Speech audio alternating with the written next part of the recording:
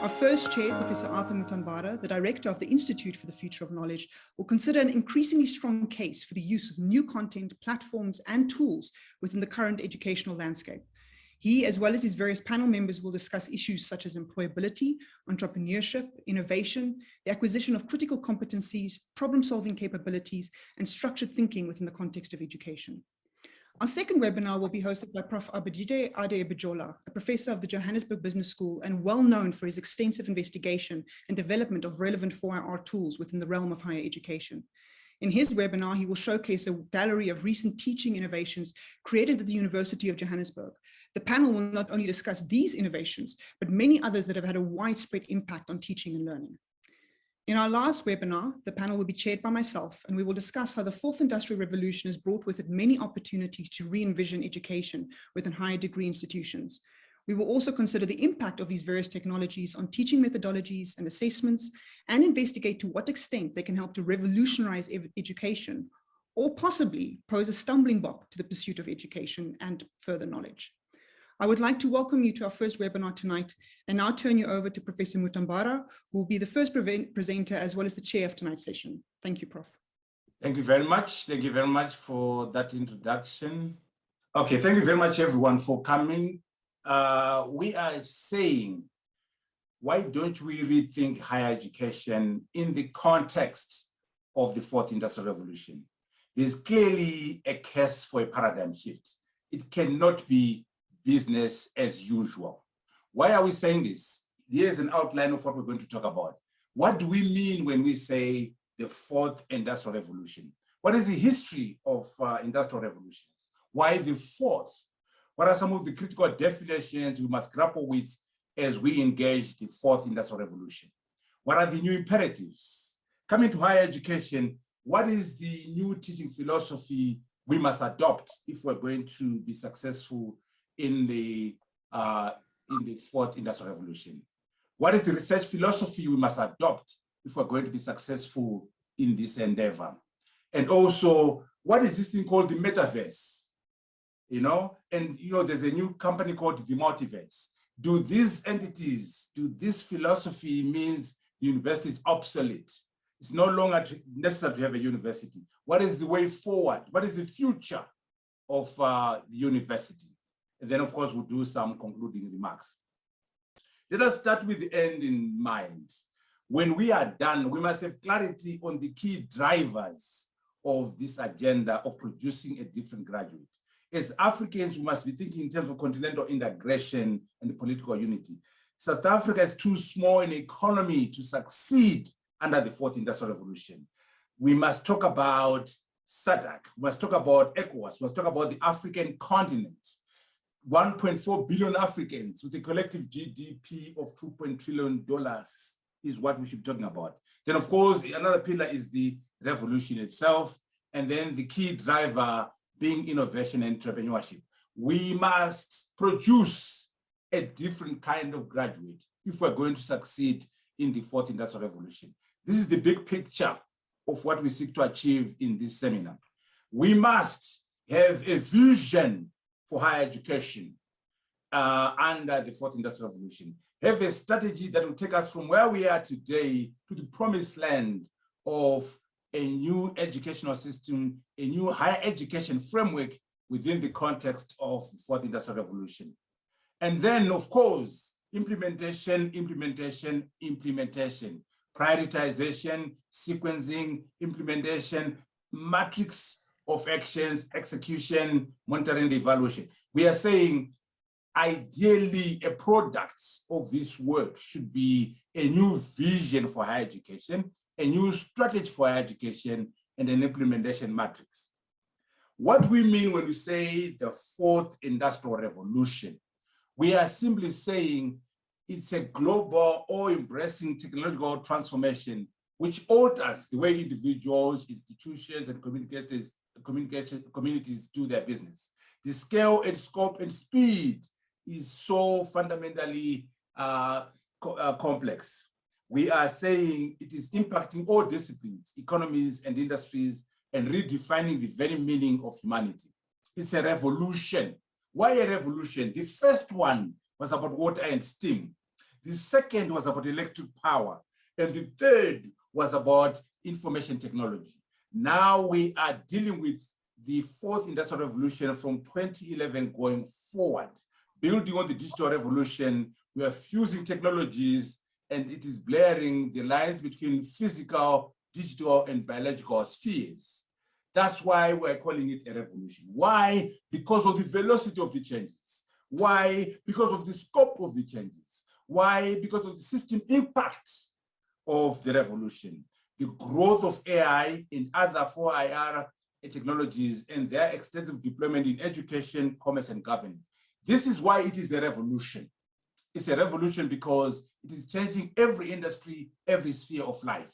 So what is the future of higher education within this context? What are the key drivers of the revolution? Artificial intelligence, intelligent algorithms, augmented reality, human augmentation, big data, Internet of Things, Internet of Everything, nanotechnology, autonomous vehicles, drones, and driverless cars. These are the drivers of the revolution. 3D printing, biotechnology, material science, renewable energy, energy storage, robotics and mechatronics, quantum computing, cloud computing, blockchain technologies, cryptocurrencies, Bitcoin. It's a revolution in commerce, a revolution in education, a revolution in media and medicine. It can't be business as usual in higher education, given these changes. Okay, I'll just put across some definitions. I won't go through them. We'll share the presentation later on. We're saying every educator, every industrialist must understand what we mean by artificial intelligence, what we mean by machine intelligence. This should be anybody's business.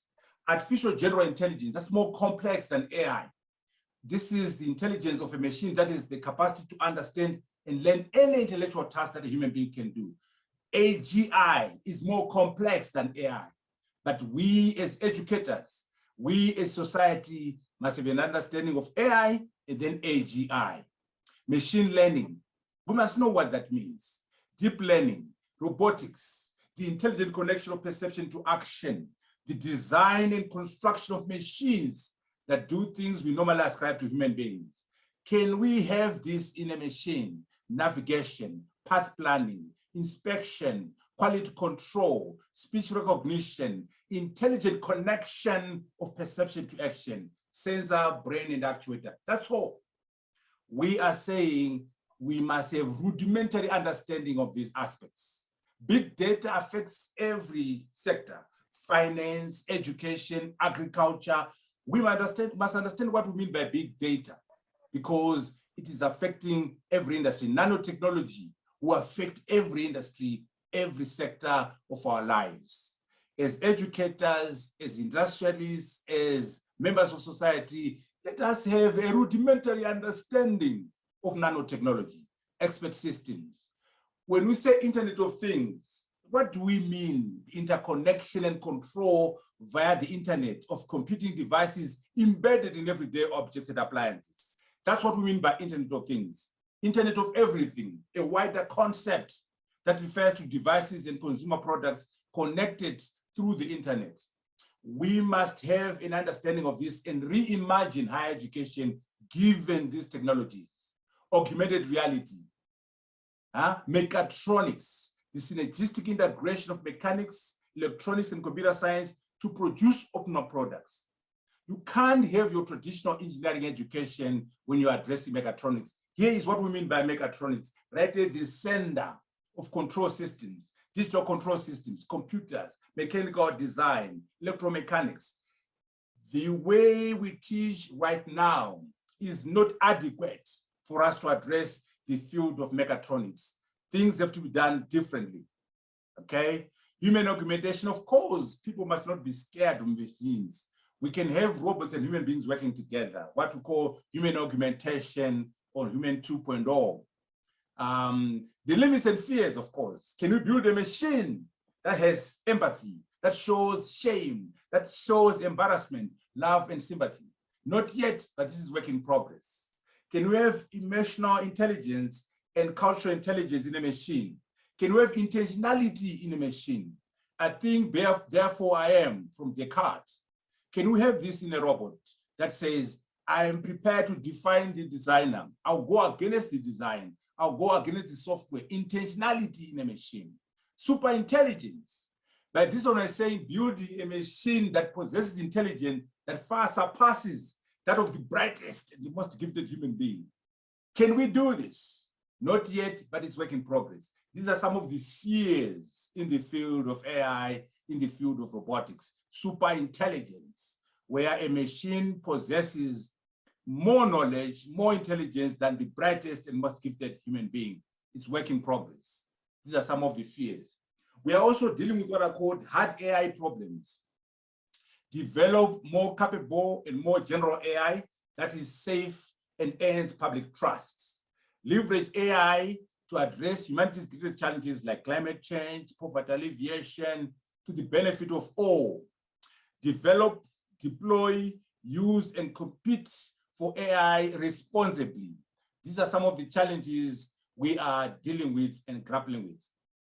How can we co-evolve societal systems and what it takes to be human in the age of AI?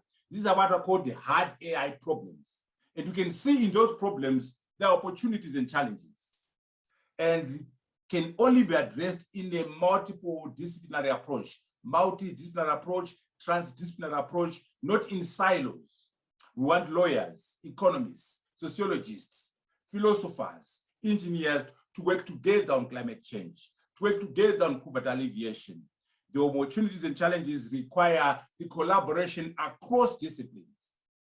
And we are aiming at solving hard scientific and technical problems in terms of what society requires and the need. COVID-19. COVID-19 has been terrible. It has led to so many deaths and devastation of our societies. However, it has also been an opportunity. It has led to the acceleration of the adoption of the fourth industrial revolution, acceleration of digital transformation, online versus in-person activities.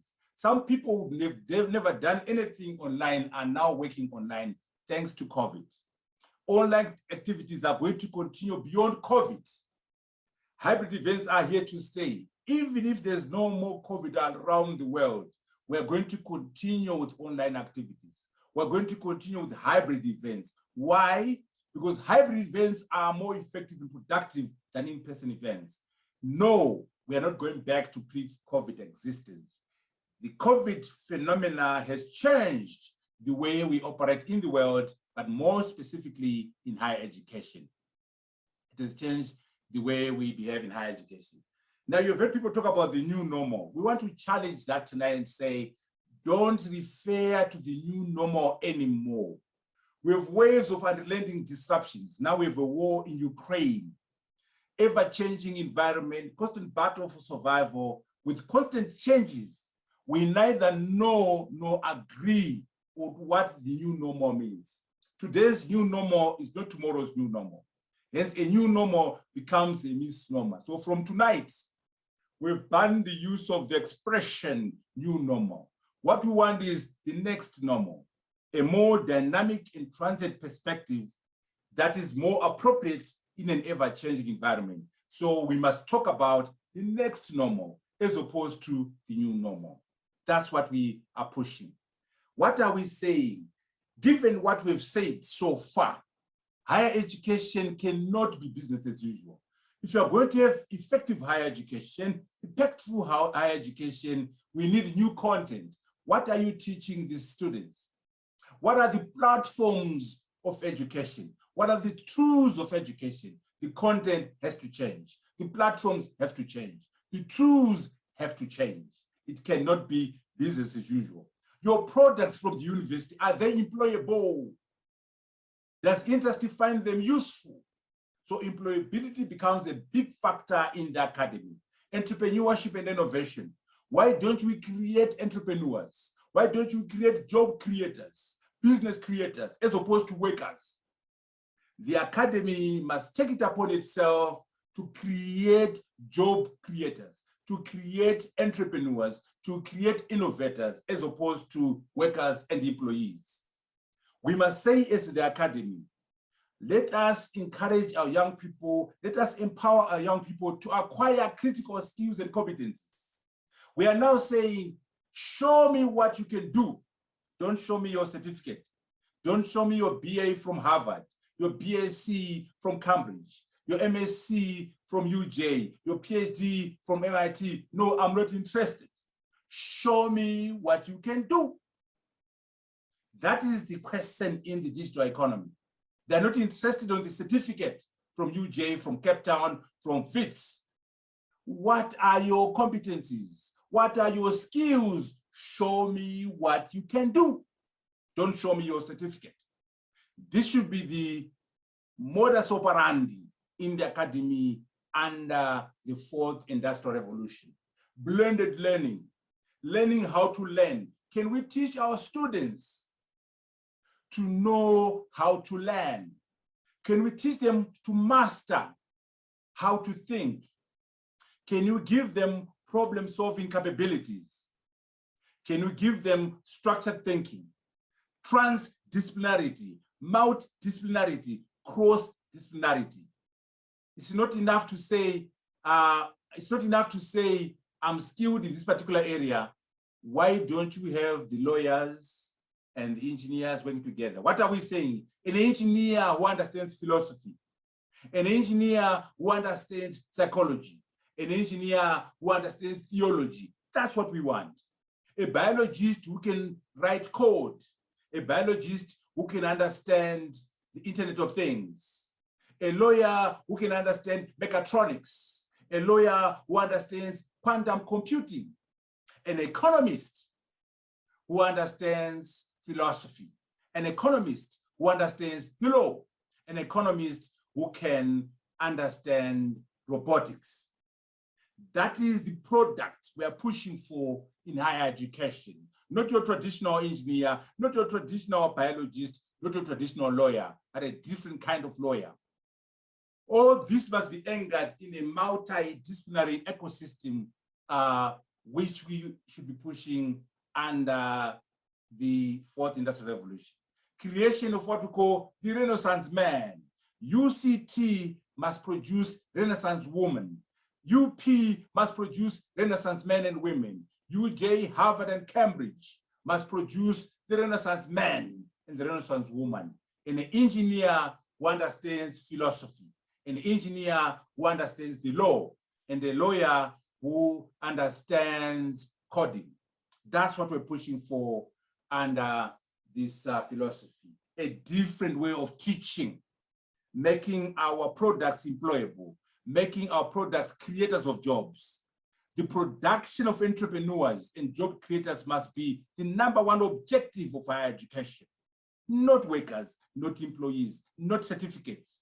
How many entrepreneurs have you produced, UJ? How many job creators have you produced, VITS? These are the questions we must be asking in the academy. And ecosystem thinking, emotional intelligence, cultural intelligence, existential intelligence, spiritual intelligence. Let us teach our young people these types of intelligence: acquisition of key competencies, judgment, negotiation, cognitive capacity, flexibility, and knowledge ownership, and production of IP.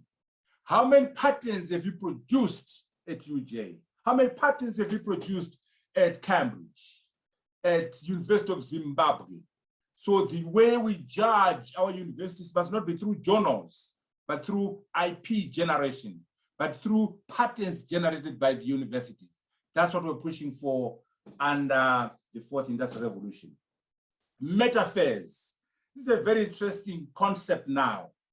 Virtual reality space in which users can interact with computer-generated environment and other users.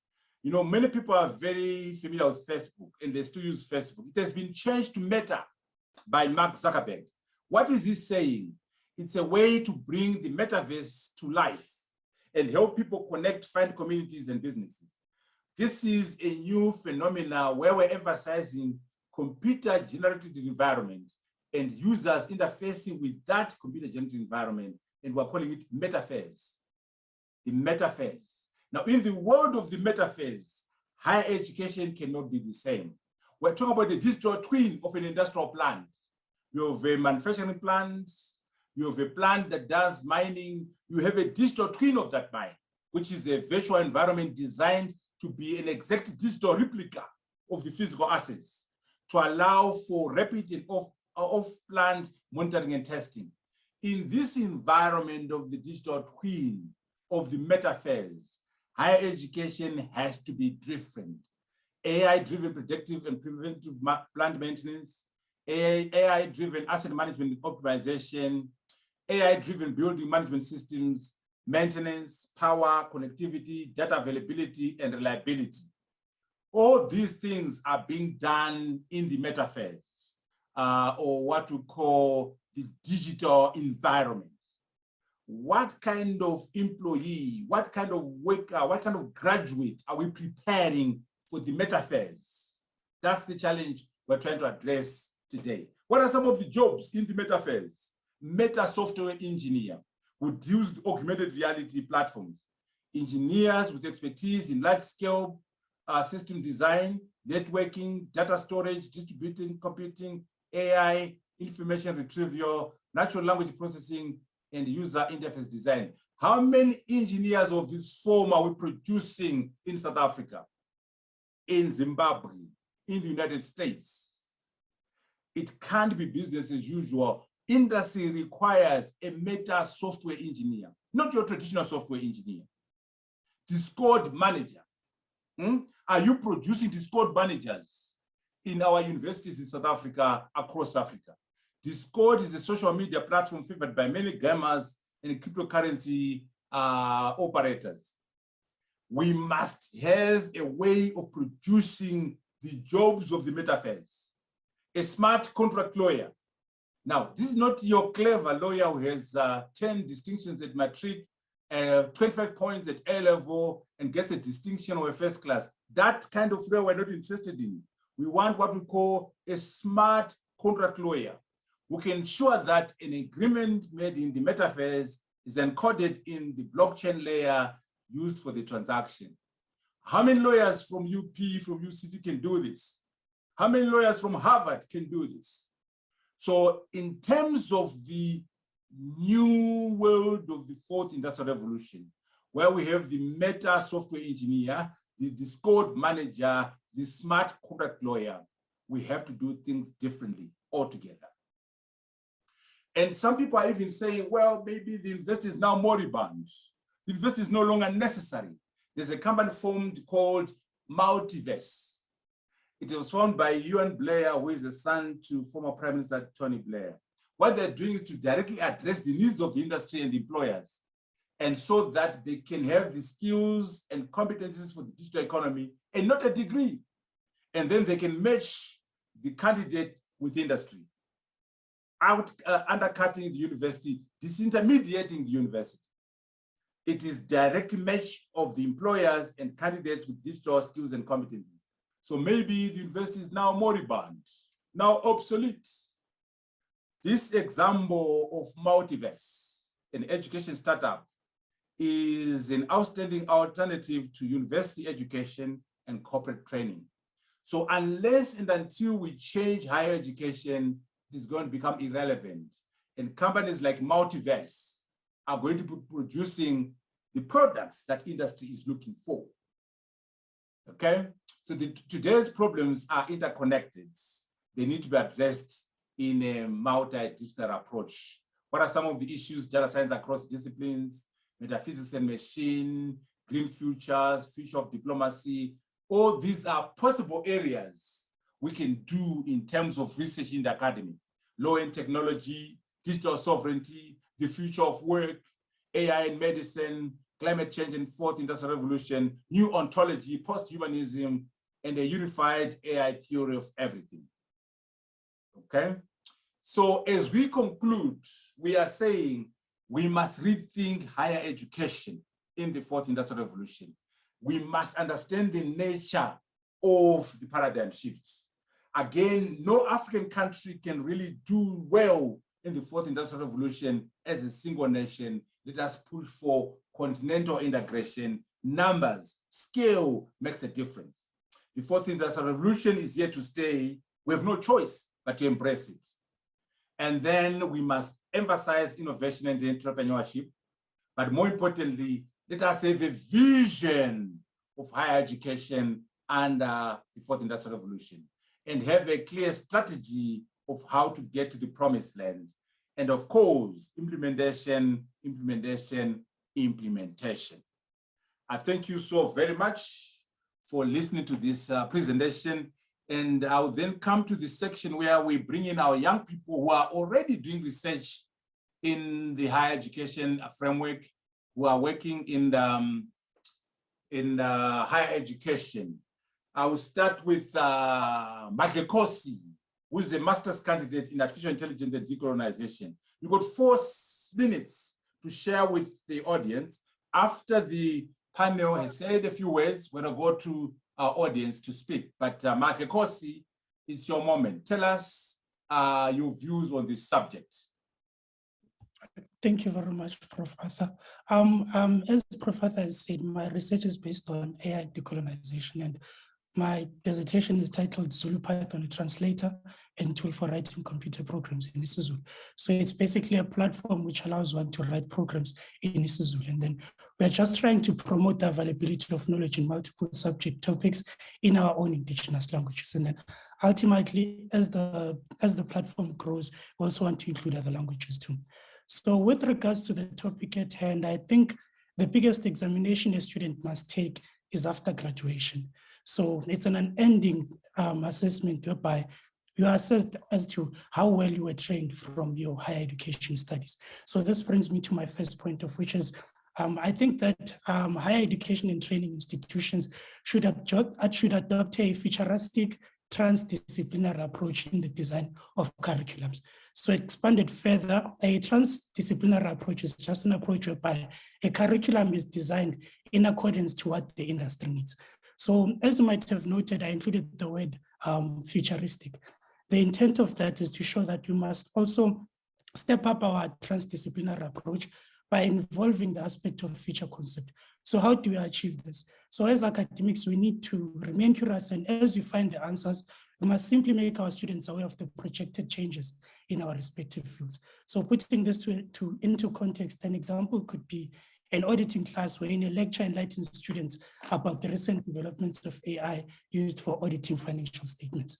So as a lecturer, I think at this point you must ask yourself, are my students ready for the workplace?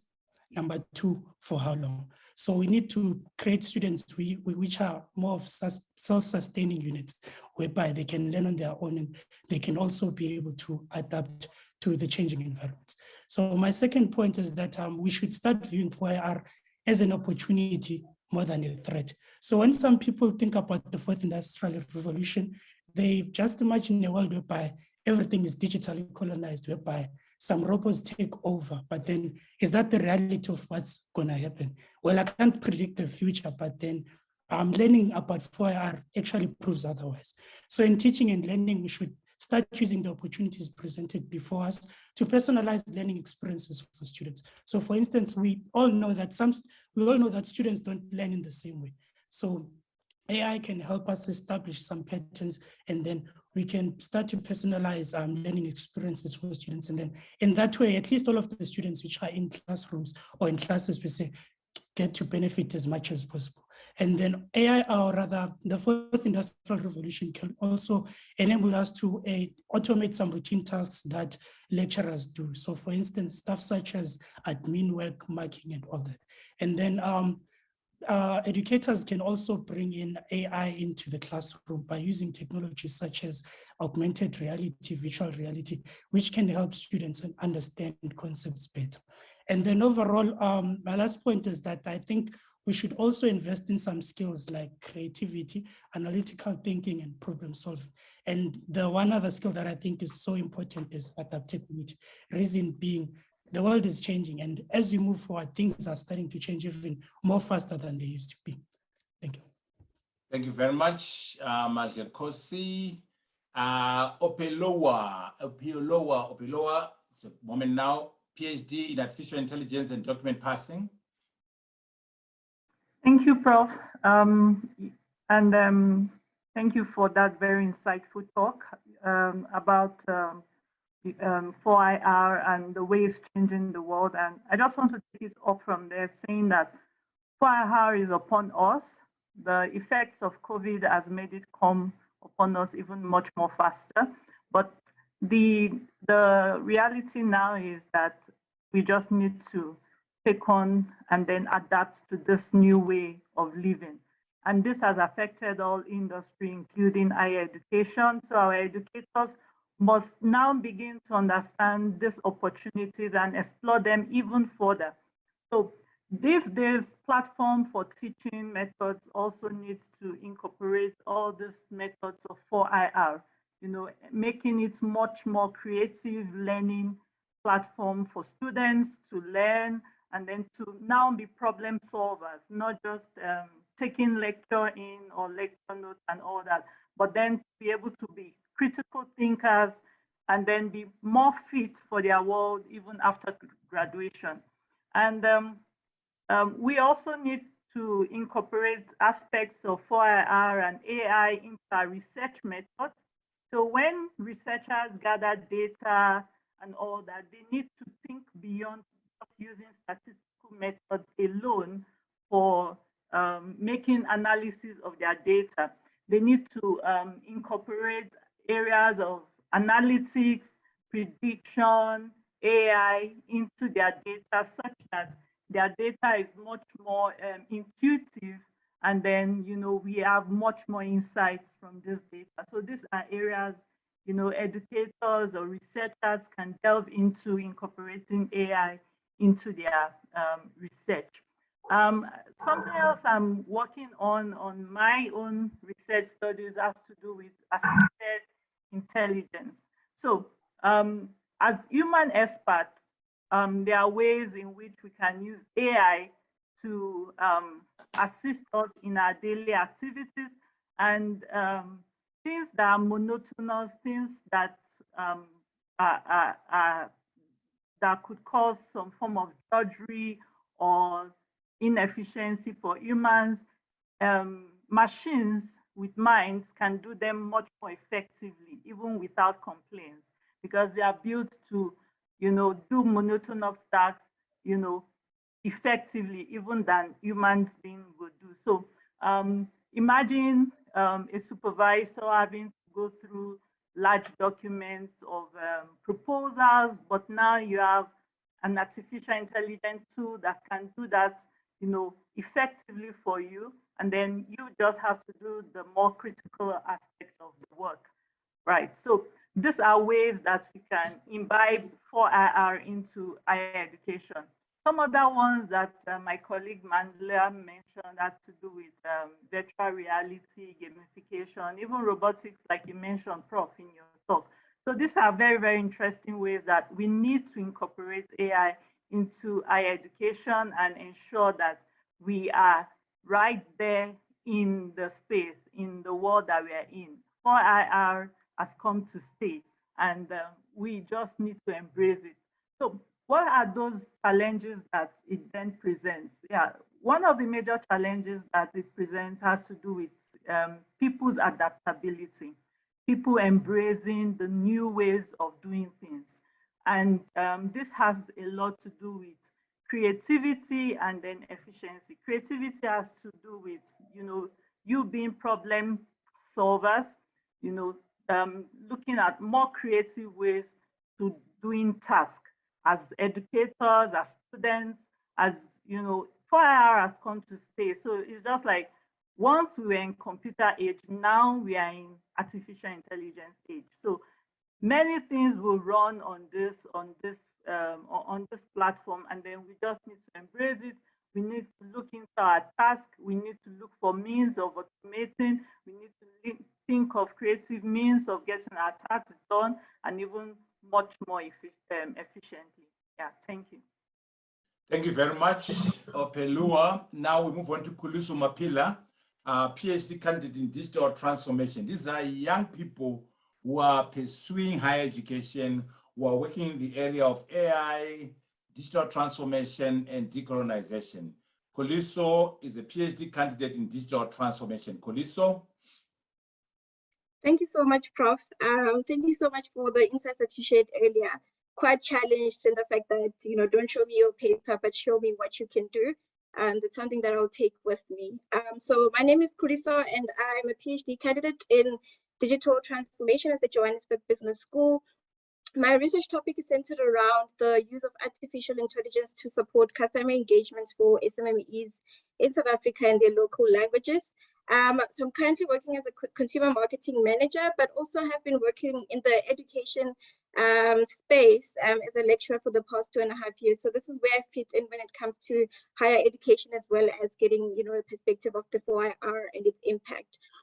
We know and have heard so many times that, the 4IR has brought about many opportunities and challenges in the way that things are done from an organizational perspective, as well as industries, where they're looking and getting to a space where they cannot ignore the call for digital transformation. And this is even more critical in education, because we know that today's problems are interrelated, but one important thing to note from an education perspective in particular is that it is quite vulnerable to wicked problems. On the one hand, the 4IR presents opportunities for us to solve the world problems through education, but on the other hand, it creates a space for an even wider digital divide for those who do not have access to technology. A challenge within the education sector will impact the successful implementation of the 4IR in the marginalization of certain socioeconomic groups from participating in the 4IR. You mentioned earlier that when COVID hit, it forced everyone to migrate and implement, into digital and online solutions to allow for continuity. But the challenge, however, is that access is quite important to look at, and just to look at is if everyone is able to tap into the 4IR revolution, as you've called it. So while things like remote learning and blended learning are quite key, unfortunately, it isn't a viable option for the majority. What of the students who are left behind the curve due to access and resources, especially being in an emerging economy, South Africa and the likes of Zimbabwe and other African countries, we still have so many challenges that we need to overcome to that filter onto the higher education space. So things like, children not being able to think critically, systematically, and being able to develop new products and solve problems at hand. Thinking about studies that have been done, just looking from a primary school, high school level, where it is estimated that 8 out of 10 learners in grade 4, for example, cannot read for meaning. These are key issues that we need to start addressing because they eventually filter onto higher education. The issues of the low pass rate in matric, as well as the high dropout rates in universities due to resources and funding. So things like this cannot be left as they are. It cannot be business as usual, as you've highlighted, Prof. And we need to find solutions for current problems that move us from the traditional methods of, how we deliver education to a more blended and innovative methods of teaching that start tapping into the 4IR.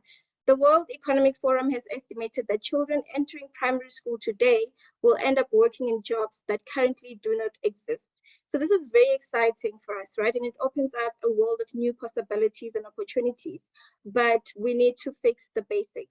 Digital transformation is the future of, the world and where the world is headed, as well as businesses, as well as the products that we produce from a university perspective who will have to work in these businesses, which means that the teaching in our schools and tertiary levels need to introduce learners to some of those practices. We need to answer a few questions, such as, our teaching methods. Have they been amended or adapted to, apply to the 4IR? Is the education system currently, as we speak right now, being reinvented to increase creativity and innovation? How do we adapt our existing learning and teaching practices to ensure that learners know how to learn? And our teacher development, how do we increase funding and investment and resources to ensure that we are part of the industrial revolution, and make sure that at the same note we do not leave any student behind.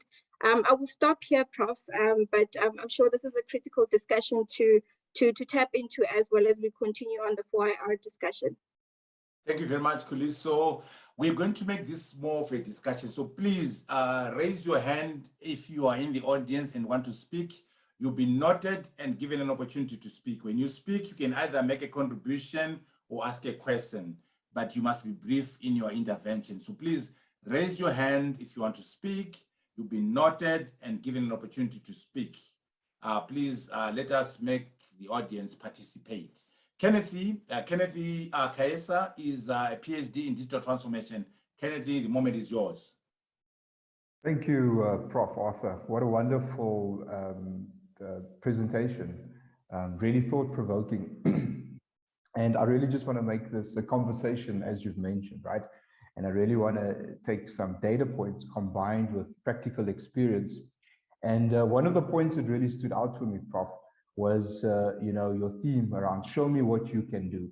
And I think what we've seen over these last number of years with the fourth industrial revolution, it is a technology-driven revolution, whereby you're getting the large tech companies infusing technology and disrupting a whole number of industries.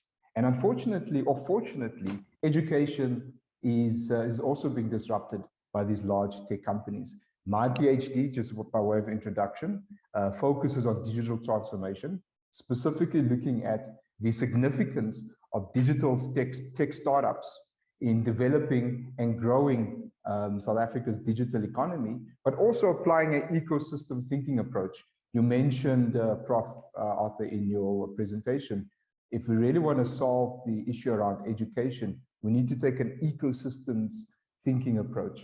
And what we are seeing globally with a number of digital tech startups, you mentioned Tony Blair's son, we've seen Google as well, developing their own, let's call it edtech startup, where they're actually saying traditional academic institutions, they are really outdated with the skill sets and needs required by industry. And because they are sitting with this gap and they're impacted and their bottom line is impacted by this gap, they've decided to approach this very differently by actually becoming the providers of the education platforms, providers of these curriculums. Essentially what they are now doing is they're taking an ecosystems approach in terms of their thinking and working with other corporates and other industry players to almost compete with traditional academic institutions. And just to add some color to that, a couple of years ago, I had to fly to the US, to Harvard, to go and study a course that included digital innovation, because locally, none of the universities could offer me that. And I remember having a conversation with one of the top professors in software engineering in South Africa, one of the universities. He told me, Kenneth, the challenge that we have here is that the curriculum framework is just not agile enough.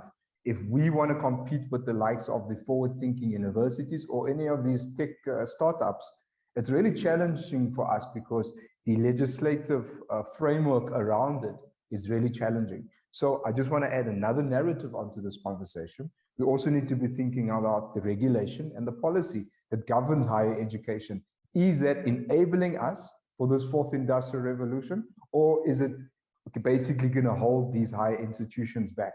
So yeah, I'd love to continue this conversation further and engage with the rest of the panelists and also the floor on this. Thank you, Prof. Thank you, Kenneth, for those insights. Ayanda Ayanda is a PhD candidate in digital transformation. Ayanda, the moment is yours. Thank you, Prof. Good evening, everyone. My name is Ayanda. I'm a PhD candidate in digital transformation. I'll just give a background of my topic and then infuse it into what we are talking about today and see what the benefits could be. So my topic focuses on digital ethics of digital transformation. And I feel it's so relevant to today's topic because it highlights the social impact of 4IR. I discuss the notion of digital divide, which is deeply rooted in the poverty-induced inequalities. So in South Africa and in many parts of the world, digital divide manifests itself in 3 ways. Number one, which is the physical access. This defines the proximity of digital infrastructure. Do people have proximity to digital infrastructure? The economic access. Do they have social material capital that is needed to use the technology, as well as the risk that is associated with the infrastructure. As you know, that there is generally no appetite from investors to invest in the infrastructure that is needed, especially in the townships, because of the high levels of crime that are there. So this means then a boy or girl born in Katlehong or Alexandra is left behind in the revolution of the 4IR because of their inherent circumstances. Now, this poses questions that, are universities doing enough in solving these social problems? Are they doing enough to ensure that there's inclusivity? I believe that more can be done because they have a major role in ensuring that the 4IR does not become another discourse that only benefit the privileged. I think that especially for UJ, because I'm part of UJ, that they can use maybe the Soweto campus to promote technological hubs where school children are exposed to the future of work. They go there, they see what 4IR is, because I can tell you now, you go to a township and you ask kids, what do you want to become? They'll still tell you about the outdated jobs that we are talking about. They're not exposed to what the future requires. So my thing is, exposure is needed, and universities and higher education have a more important role in ensuring that our students and children are informed in those aspects. Thank you, Prof. Thank you very much. Our 5 panelists, we're going to move on to the audience so that we can have an interaction with the people who are attending this seminar. We'll start with, go to Chris. Thank you, Prof. You spoke a lot of areas that needs our attention, quite a lot. So, and your key word that you emphasize is on implementation. Now, what small steps or small projects or small things can we start as teams, as individuals, to move forward? Because your presentation is full of a lot of great things to be done. So won't we be like over, what do you call it when you've got a lot of things to do at the same time? Overwhelmed. And you don't, yes, overwhelmed, and you don't know where to start. So if you can point us some small things that we can like start with, because your keyword is on implementation, Prof. Thank you. Okay, thank you very much. While we're waiting for more people, there's a question from Chris. Chris says, Kuliso, you presented in areas I'm currently interested in as we are developing the e-commerce by bringing digital platforms in the value chains of similar traders and food markets. That's Chris Vutete. And also, so maybe Kuliso, you can speak to that at some point. Philip says, great insights and pertinent topic. Could we rewire the educational institutions in Africa to produce employment creators rather than employment seekers? That's a question to the panel. Can we rewire educational institutions in Africa to produce employment creators rather than employment seekers? So the panel, you can speak on any one of those matters. So, Prof, I'll just jump into Chris' points, just looking at the development of digital platforms for value chains, especially for smaller traders. And I think the biggest thing, especially when it comes to digital transformation or innovation, we mainly sometimes focus on the big players, so the big, business owners, etc., where we overlook the small traders, and that's where we have the biggest opportunities to bring about solutions that can make them succeed as entrepreneurs, right? So, and that's an area we need to focus as well. So from a priority perspective, when we think about innovation and putting together products or so that bring about solutions to business problems, it is quite critical to start at the bottom, just looking at those smaller traders who wouldn't have the resources or the funding to participate or tap into the fourth industrial revolution wave and create solutions to problems that they may have, so that they are also able to participate fully well in the economy and not get left behind. Okay, thank you very much. Before I proceed, John is ready. Johnny, can you come in? Yes, Prof. How are you? Very good. Thanks. Prof, you have spoken of us pushing numbers as far as AI is concerned. Are you contemplating taking it up with AU so that while you academians are playing your role, policymakers also play their role, so that we meet somewhere and push our continent forward? Yeah, very important, John. Policy drives behavior. So we need a new educational policy.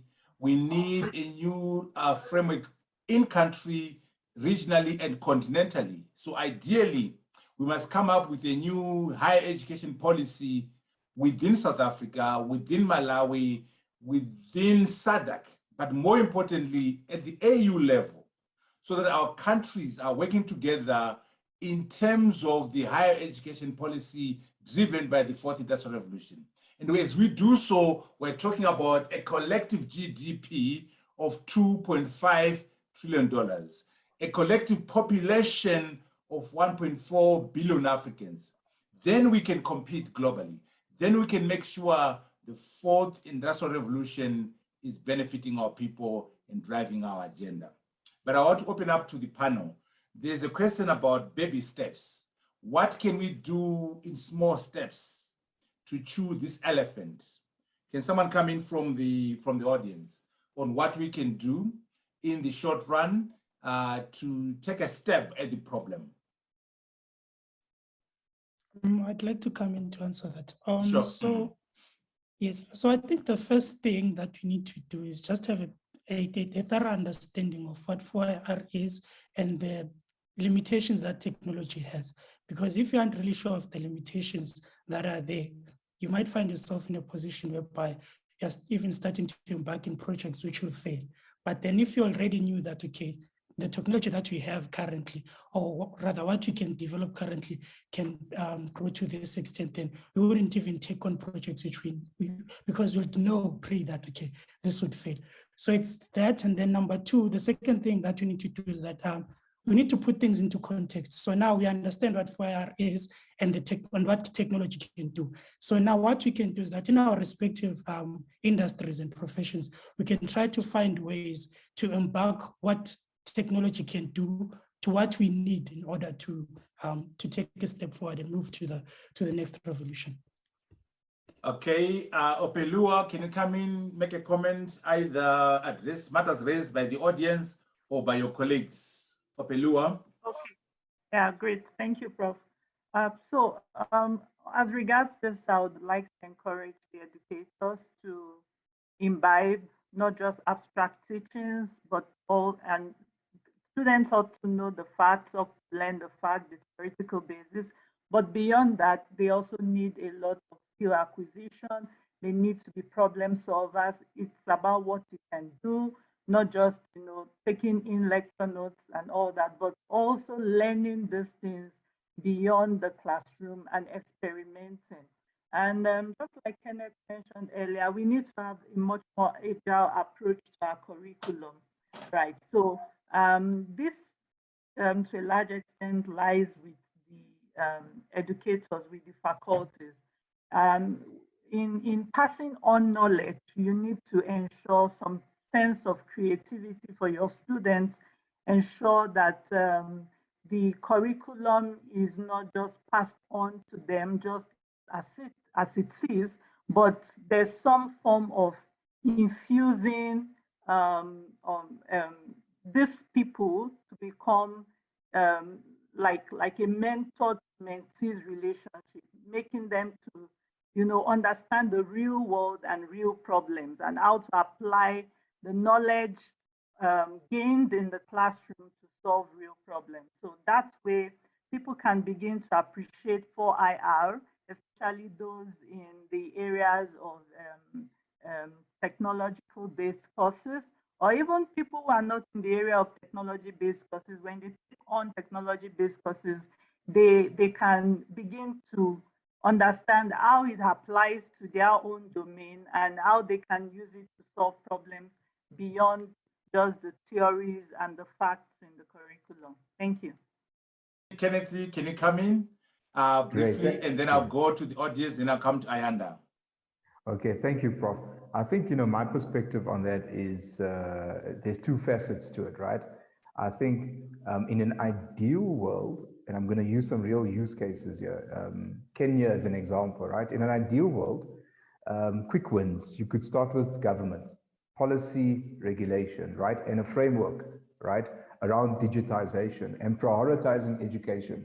I read the policy document around Kenya's digitization plans, and the government there is quite explicit around the role of education and digital education and the frameworks and policies that will support digital digitization of education in Kenya, right? So I think quick wins, starting from a government perspective, make sure you got some sort of vision around how you want to digitize education and make it accessible.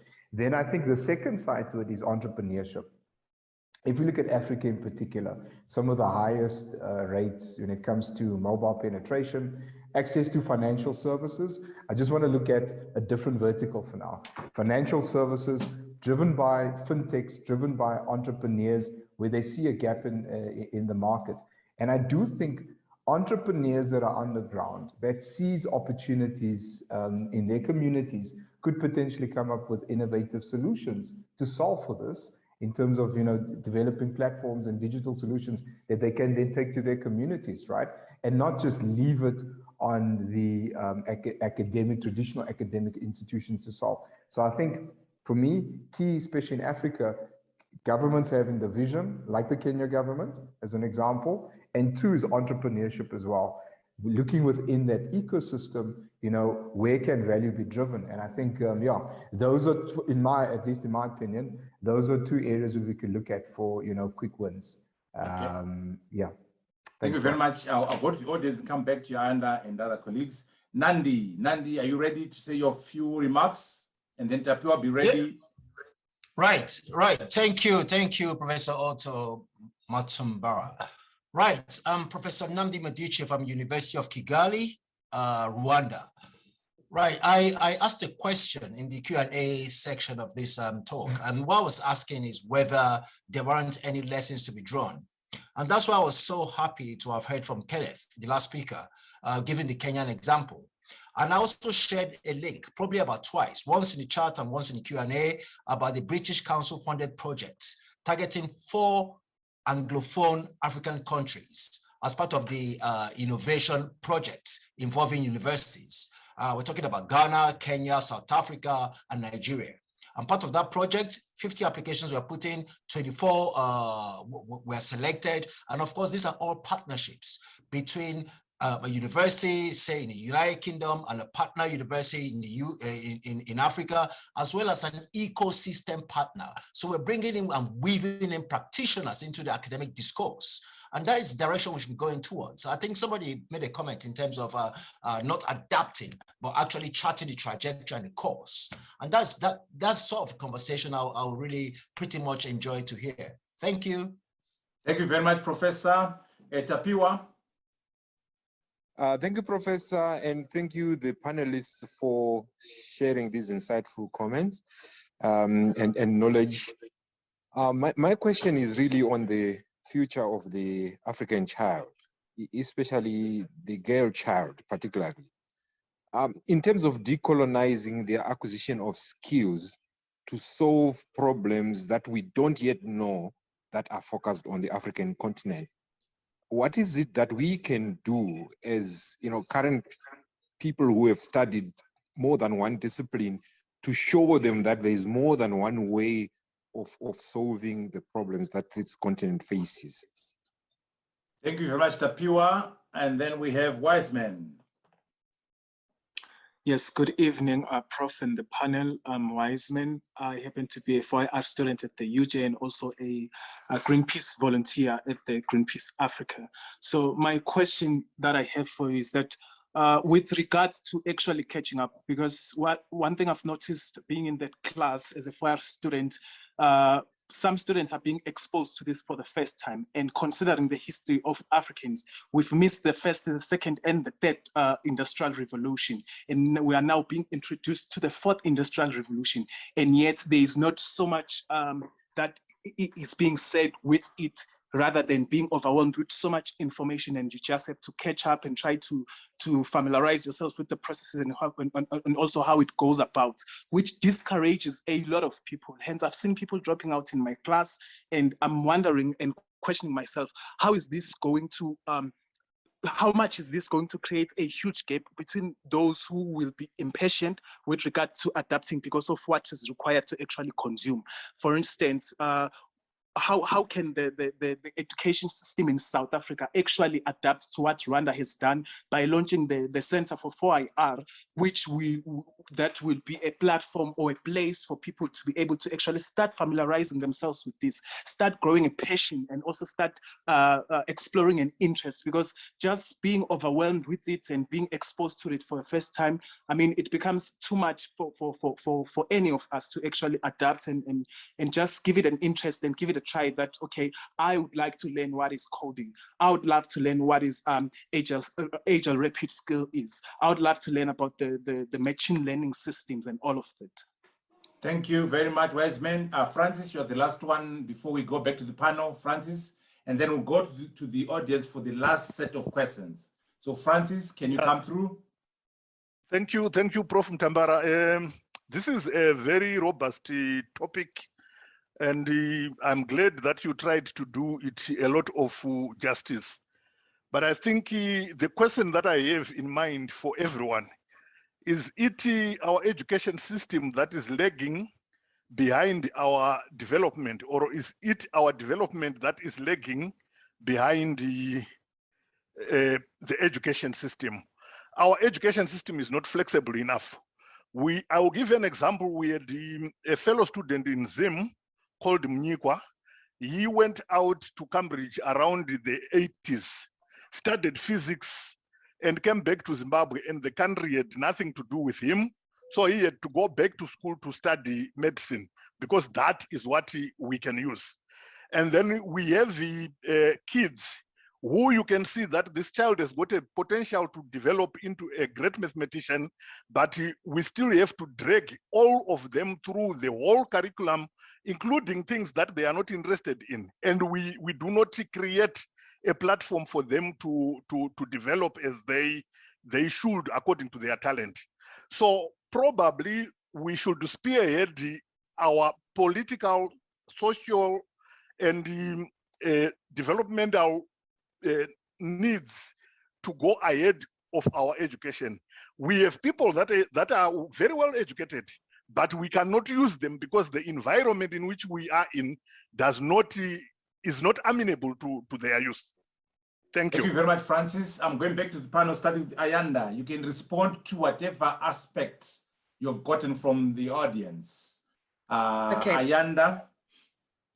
Thank you, Prof. I'd like to respond to the gentleman who asked about what can we do as academics or people who have learned in multi-disciplines, and how do we inspire a girl child more, especially in those fields, exposing them in those fields. So I'll go back to what you, Prof, said, that it's about what you are doing. What do you do after you've accomplished that PhD? So I believe that opening centers of excellence in our communities will play a major role in ensuring that those girls know that there's a qualification called computer science, and the functions of that qualifications thereof. So I think that we have a responsibility in ensuring that everyone is included in this 4IR, and it starts with us.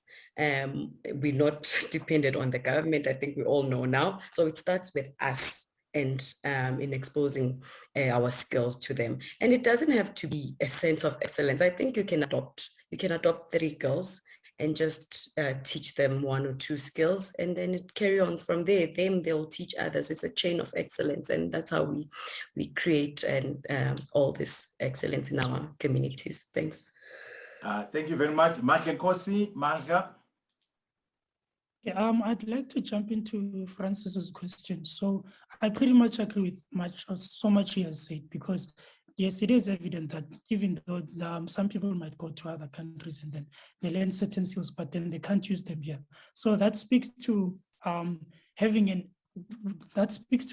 the need to have an ecosystem whereby all stakeholders within a country, or rather within Africa as a whole, play their role. So that speaks to policymakers, speaks to higher education institutions, speaks to businesses, so that we have a structured way wherein, let's say, a child starts their grade 1 learning, and then, as I mentioned, personalized learning experiences. We can, if we have the right ways of doing things, we can easily identify that, okay, this child seems like they might be good in math and such. So let's just expose them to specifically learning those subjects which they are more comfortable with. So that's why I've also noticed a new concept, because there was a concept called STEM, but now they've also added A to it. So it's now science, technology, engineering, arts, and mathematics. So that also improves inclusivity, because even people who do arts are also important in the world. So if we are able to identify what kids can do in their early stages of their learning, then everything becomes easier, because learning is not only something which is done in higher education institution. The foundation is also important. Thank you. Thank you very much. Opelua. Thank you, Prof. I'd like to respond to Wiseman, who had asked about how they can cope with 4IR, saying that they've missed out of the first industrial, third, second, and third. And yeah, I would like us all to just take out something from this talk, and that has to be what you can do, the skills you have. And I think it's high time Africans realize that it's not just about the knowledge gained, but it's what you're doing with the knowledge gained, what we're doing with the knowledge gained in the classroom, and how we can use this to solve our own problems. And this, in a way, also answers to the Prof's question, asking on how that is it education? Is it our education that is lagging behind, or is it our knowledge gain that is lagging behind? Whatever knowledge we are gaining as Africans, we need to put it to use. And educators also must encourage their participants, their learners, to think outside the box, to think on applying knowledge. And I think this has really benefited Asia and China, and we see them now, they are churning out a lot of discoveries, because they've created that infrastructure, the platform, the teaching methods to encourage people to be able to apply knowledge. So for people who are privileged now to be learners and participants in today's world, you need to put much more effort into gaining knowledge, applying knowledge, acquiring skills, right? Being problem thinkers, problem solvers, creative thinkers, innovative in problems, in solving problems around you. These problems might just be small problems, but the fact that you're able to apply the knowledge of physics, the knowledge of mathematics, these things are no longer abstract, but they can be put into use effectively to create insights, to create products, to create innovations. Thank you. Thank you very much. Kuliso and Kenneth, I'll come back to you after the audience. To me, let's go to me. Let's have Thank you very much, Professor Arthur. Just very quickly, I just want to address the issue of what can we do. I agree with the comment that was made that this is such a big issue that it will need to be tackled from many different fronts. One possible area of opportunity based on my experience in skills development, particularly reskilling of the workforce, is the work that we could be doing better with the SETAs. Now, the SETAs are put in place in order for them to drive the development of skills that are needed in each industry. But it seems as if the accreditation of those skills are now looking like a typical accreditation process of a formal program, like a degree or a diploma. So there is an opportunity for us to challenge the SETAs so that they have a much faster and speedier accreditation process than what is currently in place. We've been doing work with them for a number of years, and there are some green shoots. On the one hand, industry is willing to do this work because they are the ones that are in need of the skills, so they are ready to look at ways that we can transform the accreditation of skills-based interventions, the types that a typical SETA would do. On the other hand, the SETAs themselves are starting to warm up to the idea that not all skills programs need to be formally accredited. So I would love if the panel could also look at how we can engage the SETAs in developing a process for accrediting skills-based programs that doesn't necessarily take forever like you would with formal programs. Thank you. Thank you very much. Sinegugu, you can go. Thank you, everyone. I guess my question is addressed to Koliso. She spoke about access a lot and how we leave some of the students behind because they've not been exposed and they do not have access. So my question is, how do we then create a bridge in order to ensure that everyone has access and everyone is on par when they get to university levels? Because to be honest, in an African context, some of the students are seeing the PC for the first time when they get to university. So let alone all the other apps and softwares and things that we expect them to be acquainted with. So my question is, how do we bridge the gap? Thank you very much. Mohammed Reza. Hello, Prof. Good evening to you. Can you hear me? Yes, very clearly. Thank you so much for your presentation, for your information that you share with us. I'm Mohammed Reza, postdoctoral researcher at the University of Johannesburg. I have a 6 years experience on energy system. I want to share my experience about the Internet of Things, AI with you and your panel, and some gap at the behind. Just want to ask your panel. So since 2017, I'm working on AI, especially in Internet of Things on energy system. And many company requests and came to us and to implement the AI Internet of Things for them to manage the factory for different objectives. So since in 2019, the COVID is a start. The number of requests on Internet of Things and Internet of Everything in the factory is become rise significantly. Maybe for our company or for our research team become 3 times more. So this is a great opportunity. Now the challenges, do you know how much the patent generated, especially during the Corona in AI and the Internet of Things? Almost 2,000, only these 2 years. And how many publications come from the IoT and everything in the Internet of Things and AI during the last 2 years? Now the world has become changed, and many industrial and many researchers and many factories are looking for the new system to improve the system and the factory and the industry. Now I'm working in IoT working in different fields. I'm working on the energy system. You can see nowadays become popular in the health system, business system, food factory, food industrial, or many things. No, there is one gap. I just want to ask from Prof.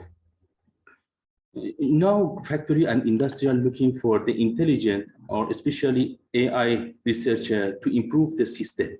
Now there is one gap between the university and industrial. Most of the project from the factory and the industrial go to the companies, but there is a gap. University have a great potential to create a knowledge-based company inside the university to integrate directly with the project. So we are talking and we have a lot of experience, we have a lot of knowledge here, but there is this gap is available. In the university, we need a group like a knowledge-based company between inside the university to contract with the companies and to take the project and a student university integrate with the project. This is the gap that I think at the middle. Okay, thank you very much. Last session, last two speakers, please be very brief. Lee, Masuku, can you go very briefly, Masuka? Great, yeah, it's Lee here from the University of Cambridge. Yeah, Excellent. so a lot of people mentioned about this gap between the different countries. I would like to think that whilst we want to aim for 4IR, we do not necessarily need to be worried about not having done enough in the third industrial revolution. We probably don't need to go through all those stages. And if you look at developed countries, they also struggle in terms of adopting 4IR to the fullest. Yes, they've got an advantage, but it is quite difficult for them to actually remove the infrastructure or upgrade. It's quite costly. We have an opportunity and an advantage to actually go all the way to 4IR. We don't have to look at the big projects, but let's look at what can be applied in Africa. We have poverty, we have subsistence farmers, we have a lot of data from mobile transactions. We can actually make use of that and build some very useful analytics that can be used to solve the problems that are at the scale of Africa. And another very important thing is the systems thinking. Let's remember to connect all the different stakeholders that are in the equation and make sure to involve every participant so that we create a solution that is suitable for Africa. Thank you. Thank you very much, Masuka. Tonson, last question. Tonson, last for the bottom. Good evening, everyone. This is Tony Sonyaboche from Binma Corporation. I'm a technology developer at Binma Corporation. So I've got a contribution here. I think education is not being offered fairly in the primary education and other lower levels of education. It is just being offered so that students and learners can pass exams and pursue their dream jobs and whatnot. We are not really aligning with the goal of the fourth industrial revolution. We actually have to go back to those basic foundations and see how we can actually include machine learning both in teaching the students, like recommender systems. I've heard a lot of people here, they've been talking about realizing that a certain student has got some best skills, maybe in engineering or maybe in arts.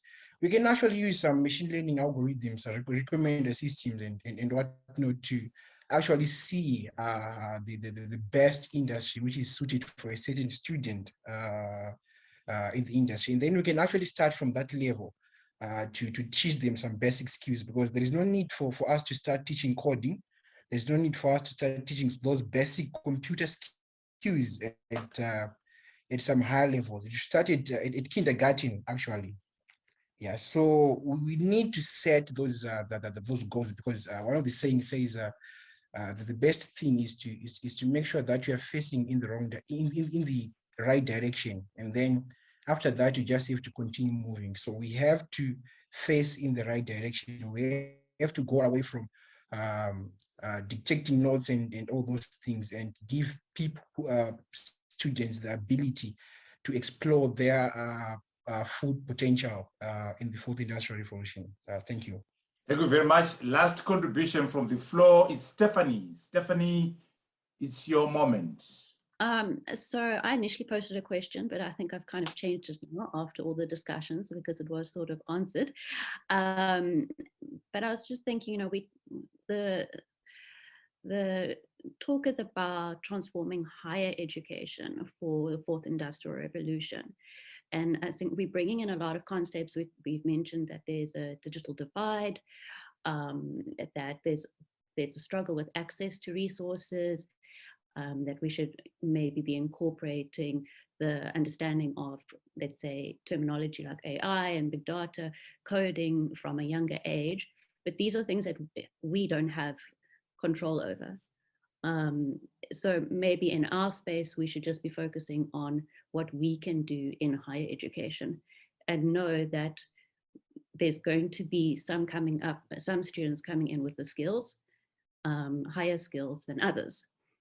And then just, yeah, being like you guys been saying, we need to be agile in our approach. So adapting to the situation and to our students. Okay, thank you very much, Stephanie. We go back to the panel. We start with Kuliso. Can you respond to some of the issues raised from the floor? Thank you, Prof. So I'll just address some of the questions raised. I think it was Tumi as well as Negugu, and we'll touch a bit on Tony Swan's point as well.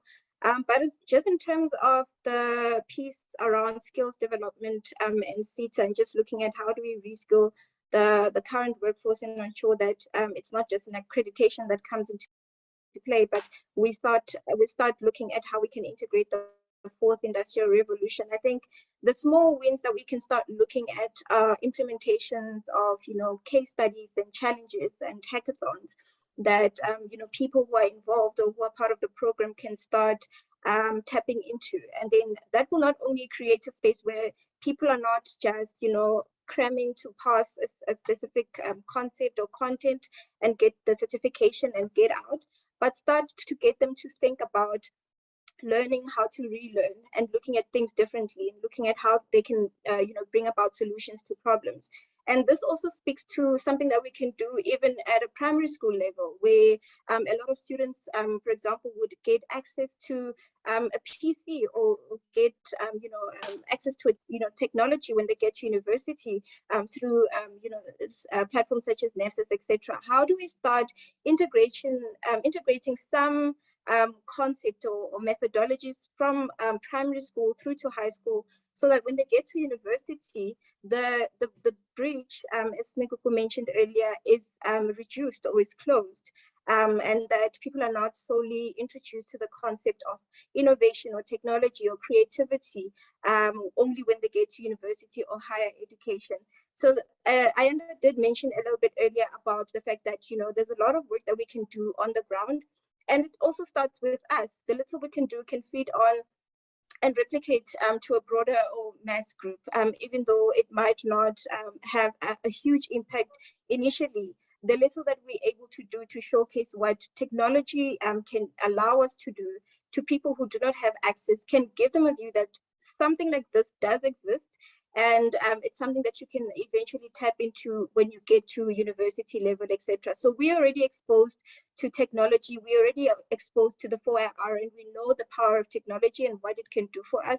How do we then look at opportunities to create platforms or solutions to ensure that those who are left behind, those who are in primary school or those who do not have access, are able to get some form of view of what exactly the world looks like in the 4IR space. So there's definitely a lot of opportunities that we can look at as well as from an individual perspective, as well as the universities that we work in or are a part of.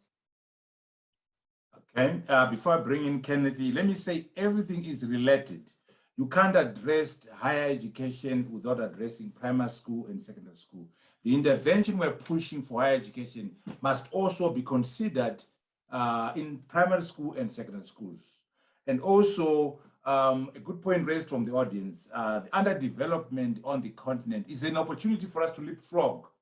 We don't have what are called infrastructure sunk costs or legacy issues. So poverty is an opportunity in terms of the fourth industrial revolution. So we need to make sure that we take that into account. And relearning is one way that I'm getting. It's important that we give our students the capacity to relearn. But Kenneth, I'll bring you in, Kenneth. Yeah, thanks, Prof. Just to add to your point around holistic thinking, right?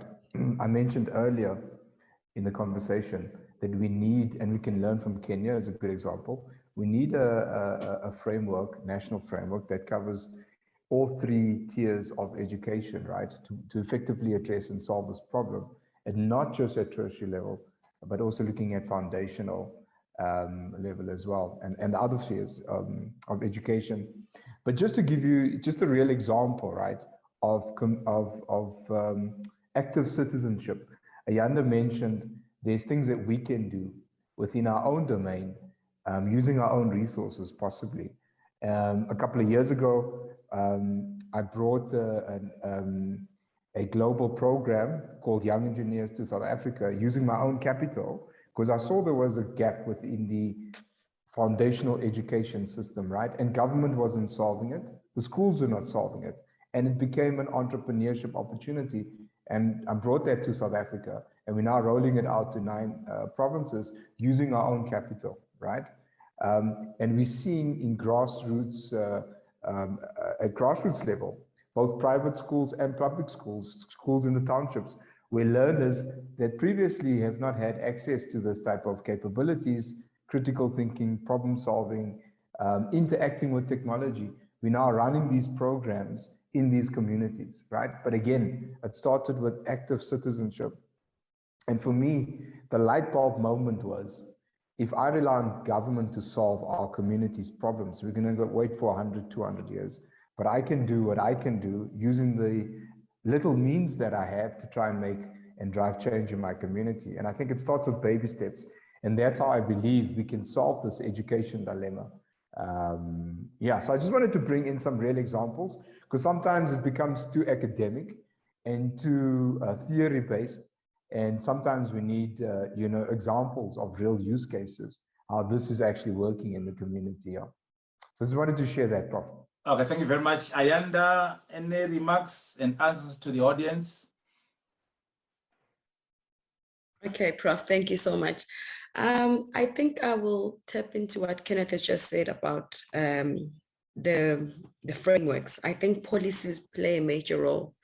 Our higher education policies, we need to ensure that they're responding to the challenges, to the current challenges, and that they're aligned with what the government wants to achieve with the 4IR in the country. So policies going down to secondary and primaries, I think will achieve a lot by just ensuring that they respond to the current challenges of our country. Thank you. Thank you very much. Opeloa, any remarks from the material from the audience? Thank you very much, Prof. I just want to respond to the aspect of the interdisciplinary approach to 4IR. Yeah, I just want to encourage everyone that 4IR is for every discipline, and domain experts also have a say in 4IR. So the challenge is upon us to be adaptable to this new change and to embrace the infusion of 4IR into whatever we are doing as researchers or as higher educators or as participants in whatever level in higher education. Thank you. Okay, Majokosi, any last comments, Majokosi? Maja? Yes, I'd just like to respond to a question I saw in the chat from Prince Dubio regarding the decolonization in the AI space, where some applications don't work because the algorithms aren't Africa-centric. So the response to this will just be a quick and short one. So all I have to say is that, yes, there might be those algorithms which are already there, but then this is an opportunity for us to step up and create our own by ourselves. So we mustn't be too dependent on what's already there. So we also have the opportunity to create our own. Thanks. Okay. Any more comments from our panel? Any parting shots? Anybody from the panel? It has been a good session. And let's always remember the big picture. We're trying to say, what can we do differently in higher education given the advent of the fourth industrial revolution? What is the nature of the paradigm shift? The tools we use for teaching, the platforms we use for teaching, the content we are giving the students, all these things must change. We must produce a different kind of graduate. If we don't do so, the university is going to become obsolete. Other frameworks, the examples of multiverse, where you have employers engaging with candidates through other platforms, will take precedence over higher education. So the issue is digital skills, digital competencies, digital capabilities that are required by society, that are required by industry, must be produced in the academy. It's not so much your certificate, but your capabilities, your competencies that will make a difference. But also remember, as Africans, we are not going to succeed as individual countries. Nigeria, Zimbabwe, Malawi, we're too small. We require scale in terms of numbers, in terms of GDP. For the fourth industrial revolution to work for us, we need the numbers. 1.4 billion Africans, $2.5 trillion GDP, that's what we need. And also our poverty, our lack of development is actually an opportunity to leapfrog, an opportunity for us to move from wherever we are, first industrial revolution or second, straight to the fourth. Sometimes it's faster for us to move than advanced economies. A good example is mobile telephony. We were able to move from no telephony to wireless. Whereas if you look at the industrialized economies, they had to move from their wires to wireless. So it's important that we appreciate the importance of the fourth industrial revolution and the opportunities that it creates for all of us. And as I end there, I want to call upon Professor Ade to give us the closing remarks. But I want to thank you, all of you, the panelists, and also for the audience for a very lively discussion. We have not solved the problems. The struggle continues. Professor Ade, the moment is yours. Thank you very much, Professor Arthur Mutumbara. Prof, thank you very much. I like the part where you said the problem is not solved. Prof, that's the biggest part. In fact, I wanted us to drop the mic when you said that, which is a thing people do when it's end of conversation, Prof. I'm not sure if your generation does the same thing, but we just drop the mic just to say, this has been said, and that's where we end it. Prof, it's been such a fantastic conversation. I want to really thank you, Prof. Arthur, because of your insight in bringing in these young people as well to engage, because we can't talk technology without getting the insights of these young people. So to our panelists, we really thank you for your insight. Manla, from your side, Kuliso, Opaoluwa, Kenneth, Ayanda, thank you very much to all of you guys for being here. I've been listening, and I'm going to go through my notes. I've got some notes that I made.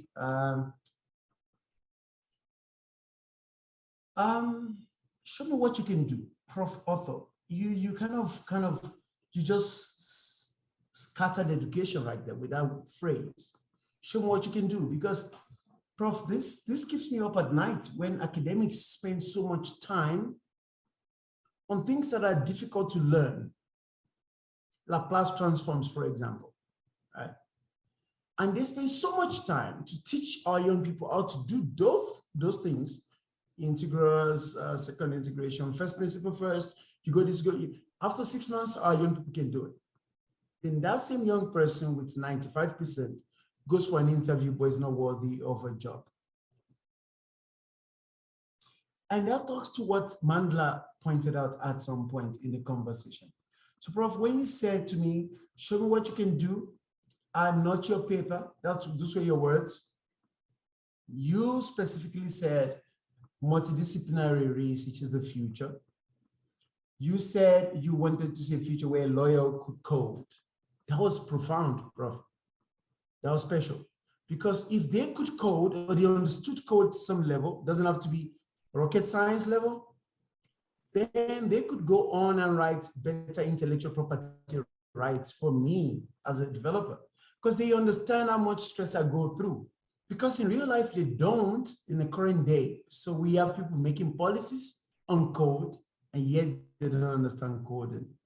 So, Prof, I saw when you made that, you said that you would prefer a universe with job creators, entrepreneurs, and not just people that just want to take up a job. Professor.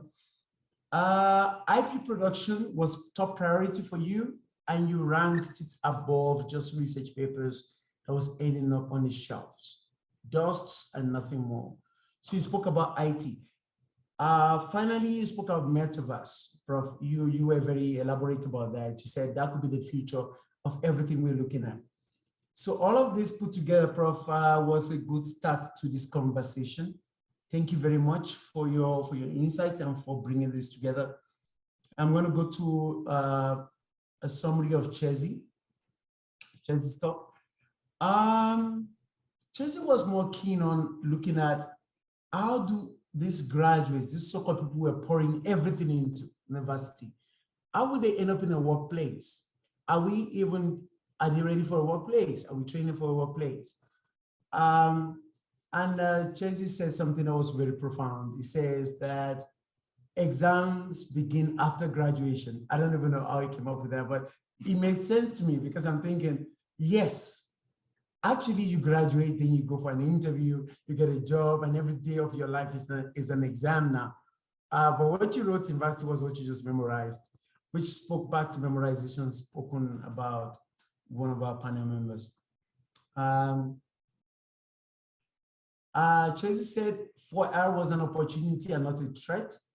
Mandla, thank you for that, because a lot of our colleagues that are not in science and engineering or in STEM, they get defensive when we start talking about technology.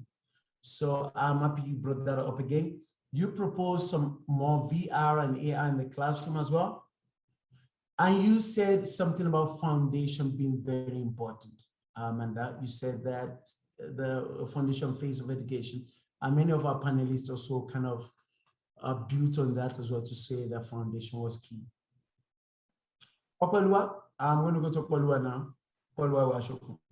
Okolua said a few things that were related to what Mandla said. One thing that came out straight from was Okolua's project in itself as a 4IR intervention in a current day and time. So Okolua went and said that, you know what, supervision for an example, how do we get AI to do that? Which is what Okolua's project was all about. It's all about. Okolua has one journal article now. I know I'm following her progress. So very fascinating stuff, because if we could have AI in education with the way Okolua pictures it, then many of the tasks that academics do that bog us down from changing the world can be transferred to machines, and then we could take those things over to the next level and we can do even more. I'm going to go to Kuliso. Kuliso was very keen on critical thinking for students. And she went also to basics, fix the basics, basic education. She was also keen on innovation. Again, there's a golden thread running through all of the speakers now, all of the panelists. Everybody agrees on basic education, technology innovation as the answer, because Okolua has her AI there that's busy reading students' proposals. Kuliso believes that AI is the future as well. Mandla mentioned something as similar as well. Now we'll go to Kenneth. Kenneth said that startup companies, tech startups, like how do we help the startups to grow up? He was talking about ecosystems and ecosystem thinking approach to this. Then he was talking about also national frameworks, foundational level of things, which tied back to the initial panelists that spoke about foundational level. So Kenneth, this is profound as well. I think you are looking at aspects that are very soft, but people miss it, because if we developed all the technologies in the world and there is no way to bring it together, we might be stuck. And that's where you come in, Kenneth. I really appreciate that. Ayanda, I'm on Ayanda now. Ayanda was very passionate about digital divide. Ayanda spoke about social aspects of things. That is profound for me, because of course we listen to very great ideas, but there was nothing touching on social aspects. Ayanda was the first to say, how about economic access? Can our people even have access to these technologies or these laptops? We're just talking over our people. Like if we're in Europe, we're talking the same thing, it's okay. But if we're in Africa, then what does that mean for us? Ayanda mentioned that investors are not interested in the townships. She gave us a few reasons why, and of course, remember why she mentioned crime as one of the reasons. She says as well the exposure is needed in the townships. Like people there need to know what they should study in university if they're going entry level, and when you're coming back, what they should be doing to change the world. And now that I've touched on every panelist, I'm going to then give my own remarks, if you allow me. Sure. My remarks are everything you've said, plus what I'm going to say. But then, yeah, I feel all the things that bug us, all the things we want to do, decolonization, all the fancy topics we throw around, technology sits in the middle of it, plus social context. We cannot throw away social context, and that goes back to Kenneth and Ayanda, because both of them kind of like touched on social context. And I saw Mandla, Kuliso, and Okulu talking about the technology part of things. So I want us to have a global view of these things, because that's when we begin to make impact. When it comes to topics like decolonization, proctoring systems, technology for learning, like serious games, next week when you tune in, you will see many of that we've created in our team. That's actually what next week is meant for. One of our contributors from the chat window, I think he got the microphone as well. He said, like, I'm not sure if education is behind development or development is behind education. Do you guys remember that? That was profound as well. I'm sorry, I can't remember your name. Please put it in the chat window if you know I'm talking about you. So that's the entire picture in a big scope there. We need to think about things like that, because education as we know it, the things I had to change in my classroom because I didn't like them. Okay, I see Dr. Francis Babi. Yes, that's the man that said that. Thank you very much for that contribution. So yes, I believe education is actually behind development. I believe development is in front. I believe that's what we need to aim for. Education is what we've always had. In every form of it, we've had education, either primary, informal, formal education, whatever we call it. Education experts will tell you education began when you were born. So let's not even touch education as the backdrop. But then what we need to reach for is development, which is the future, which technology is helping us to shape. So my own comments now, colleagues, I think depending on the context you look at, especially within the African context, I think Africans need a lot of mental work to do. Mindset. Where are you mentally? Do you think this is supposed to be done by only China and Germany? If that's your mindset, we cannot help you. Because you have a laptop in your hand, you can create an IoT device that helps in teaching and learning, but you're not doing that because you're thinking this is supposed to be done by someone else in a more civilized environment than you are. So that's a problem. I call that social context of things, and that comes from my experience as well, trying to teach local kids that this future is actually theirs. They can take it, they understand Africa better than other people, and they can actually do it on this continent. And because they have the technical skills, that's what I teach in my modules, they can go on and do great and exciting stuff. So second thing that came to mind on a final note is grit, perseverance, hard work and dedication. Do Africans understand that everything that looks good in the world, and I'm not leaving anything out, everything that looks good in the world, even this meeting we're in now, took a lot of hard work to put together. So if Africans can understand that, either pre-colonial, colonial, post-colonial, it doesn't matter, within that context, if we can grind that in to say you have to fight for everything, even if it's in front of you, you still have to fight to make it better. So that could give a social context, and I'm thinking it would be nice to have a social scientist in the panel, but then that could go a long way to help the mindset of our young people that are going to take this over when we are all long gone and we are done. Colleagues, it's been an exciting conversation. Thank you very, very much. This cannot end like Professor Otto says. He says we're not even solving anything right now. That gave me goosebumps. Some vote of thanks, Dr. Anthony. Dr. Anthony, do you want to switch on your camera and say hello? Thank you very much for organizing this, Dr. Anthony. And hi everyone. Yeah, I'm Professor Charis. And special thanks to my dean that made this possible in terms of collaboration with IFK, Professor Randa Carolison. Thank you very much, Prof, in absentia. Thank you, Dumi, for representing the JBS in this meeting. Dumi Nkosi. Prof, author, the show is yours. Thank you very much. It's been a great engagement. Thank you to my different students, the ones that are here, JBS and otherwise. Thank you very much. This is fantastic. Prof. Author? Thank you very much, Professor Ade, for those detailed remarks. Our meeting is closed, but make sure on the 13th of June, same time, we have our second session. Then on the 20th of June, we have the third one. Then on the 22nd, we have another one called Work of the Future. So stay tuned. We'll be back. I thank you very much, Professor Ade. We are done for today. Thank you very much, everyone. The University of Johannesburg, the future reimagined.